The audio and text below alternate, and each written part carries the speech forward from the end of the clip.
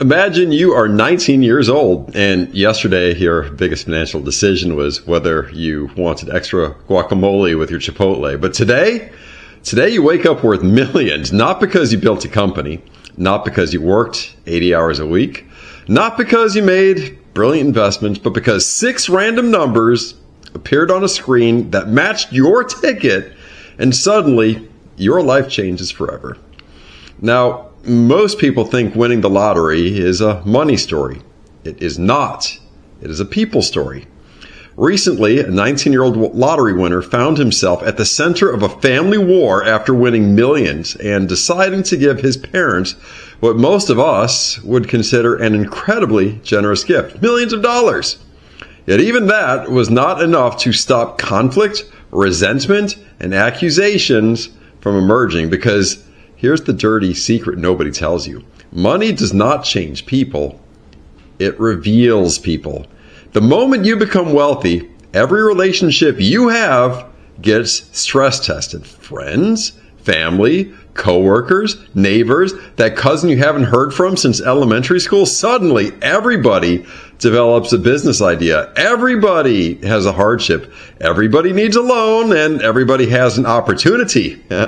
And if you say yes, you become an ATM. And if you say no, well, then you become the villain. There's no winning, and that is why financial advisors have a fascinating observation. The biggest danger facing many lottery winners is not taxes, it is not inflation, it's not even bad investments. It is the people closest to them. And history is littered with stories of lottery winners who ended up in lawsuits, family feuds, broken marriages, even had hits taken out on them, and also decades-long grudges. Some winners have seen relationships implode over promises, expectations, and perceived entitlement. And it's not just lottery winners. Athletes and entertainers have an all too familiar and similar story arc. Same thing for people who inherit wealth, come into trust funds, or an M&A client who just sold their business for fresh millions. Now, back to the lotto winner example, though it could just as easily be any of the others we just mentioned. Think about it. If your brother wins $100 million, your life changes too. Not because the money is yours, because psychologically, part of you starts spending it.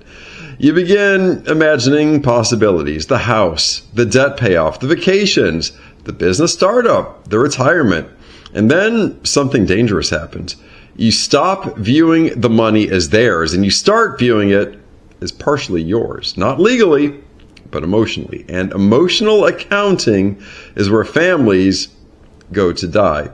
So if you've ever hit the lottery, or sell a business, or inherit a fortune, or cash out on a startup or a business you built up over many years, do this. Disappear. Not forever, but at least temporarily. Tell no one. Tell absolutely no one. Not your golf buddies, not Facebook, not Instagram, not your cousin who can keep a secret. Nobody. Because wealth is easiest to manage before expectations form. And the moment expectations exist, every decision becomes political. Give one sibling $100,000, the next sibling wants $100,000. Help your parents? Well, now your uncle wants help. Pay for one wedding? Now you're expected to pay for all the weddings. A billionaire once said that money doesn't buy happiness, it buys choices. But what he forgot to mention is that it also creates obligations, or at least the appearance of obligations, and appearances are powerful. Most people think they would remain rational if someone they loved became rich, but they would not. Human beings compare. It's sadly what they do. And a neighbor, he gets a nicer car. A coworker gets promoted. A friend sells a company. And immediately we start calculating. And now multiply that by like a jillion. The comparison machine goes into overdrive. This is why many professional advisors tell sudden wealth recipients to make no major decisions for 6 months to a year. No Lambos, no mansions, no private islands, no giant checks to relatives. Just wait. Because the first year isn't about investing money. It's about identifying who changes when money enters the conversation. And trust me, some people will. The most dangerous sentence in the English language isn't "I need money," it's "you've changed." Because that's usually what people say when you stop giving them what they want. And the irony? The lottery winner often changes the least. Everyone around them changes first, which brings us to the real lesson. If you ever become wealthy overnight, your first investment should not be stocks, and it shouldn't even be real estate, not even gold.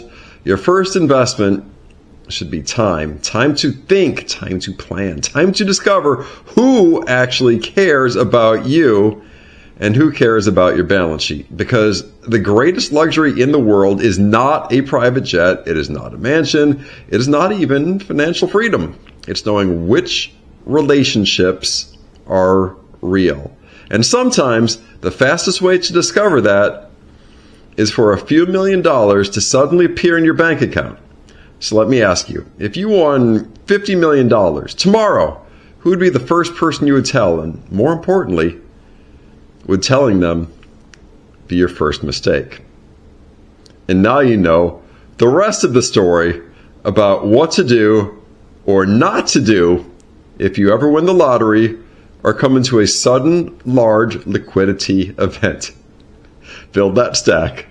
iBankerU. Good day.